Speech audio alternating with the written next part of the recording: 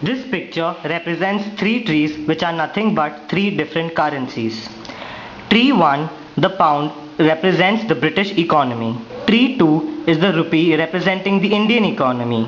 And the third tree, the US dollar, represents the US economy. The guy holding the vessel is the investor waiting to pour in, that is, invest his money in any of these three economies. The trees are arranged in such a way that they represent the strength of the three currencies. The value of the pound is the highest, followed by the dollar and then the rupee. Hello guys, we are the representatives of the three economies. Let me ask them why is there a difference in the value of the currencies. Now let us know something about the British pound sterling. Britain, according to me, is the second most important financial center of the world. In the past, pound used to act as a reserve currency for other currencies, and right now it's a free float currency. Britain has more reserves to back its currency as compared to the US dollar. The major part of the reserves is held in silver. The Bank of England has also monitored the interest rates and has kept the flow of money and has controlled the flow of money in the economy. Whereas in the US, the money is freely flowing and therefore the US dollar is losing its worth. Now, because of these two reasons of the silver reserves and the interest rates, the purchasing power of pound is much more higher as compared to the US dollar. Okay, that was about the British pound sterling. Now let us know something about the US dollar.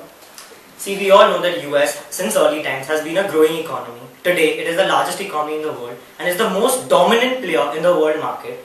Okay, the dollar is dominant because of its stability, wide use, full convertibility and the strong backing of the US government. Okay, 85% of the foreign exchange transactions take place in the US dollar. Now, currently, we know that there is, US has a large fiscal deficit. It's about $1.3 trillion. Now, the concept of the fiscal cliff, okay, which is cutting of government aid and increase in taxes, okay, will reduce this fiscal deficit by almost half the amount in the short term. Okay, the speculators should invest in the US dollar, okay, because if the current investment will yield a very high value later on. After the dollar, now let us know something about our own Desi currency, the Indian rupee.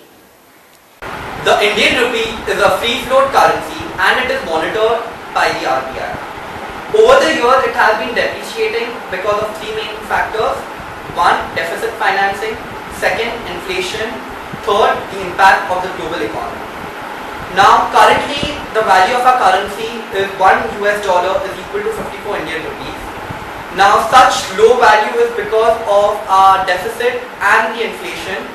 Deficit around 4.9% and our inflation rate is around 8% currently.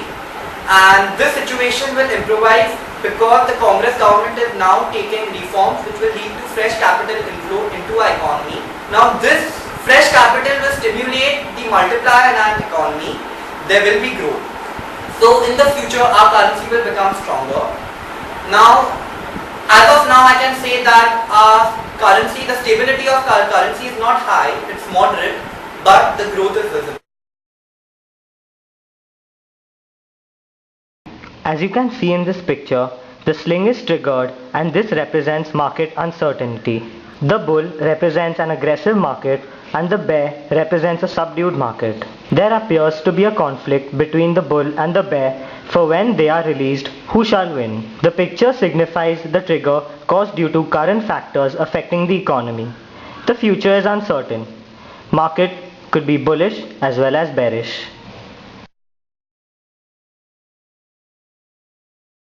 Then you will see that if a graph comes in for a bullish market, we have seen one graph from 2002 to 2008. Yeah. For 6 years we have seen that growth.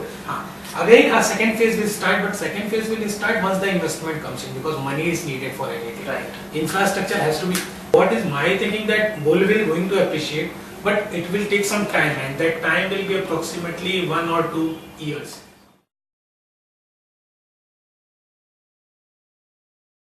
For any economy, if you see bullish or bearish pattern, there is 2-3 things which is very important.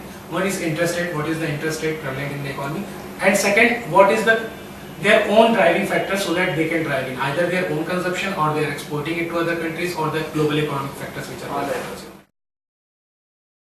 So what they are, that it has been bottom up, below that it can't go. Because 66% is our own driving factor. Na? See, our GDP 66% is our own. And in that manufacturing part also they will import and export, then also then 50% is our own. So approximately 80-85% of all economy is already with that. This is the bottom. What shifts the aggregate demand curve to the right? It is an increase in consumption, an increase in investment, and an increase in government expenditure. C plus I plus G. No, no, no. That's what Keynes thought.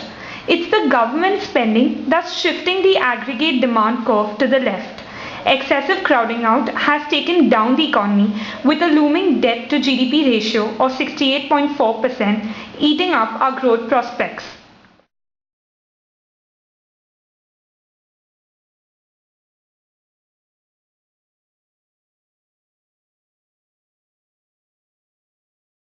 So as we can see that the person picks up the basket and not the money, because in a situation of hyperinflation or out of control inflation, the prices of goods and services are so high that the value of money has been reduced to the minimum. Thus, it is more profitable for the person to run away with the basket rather than the money.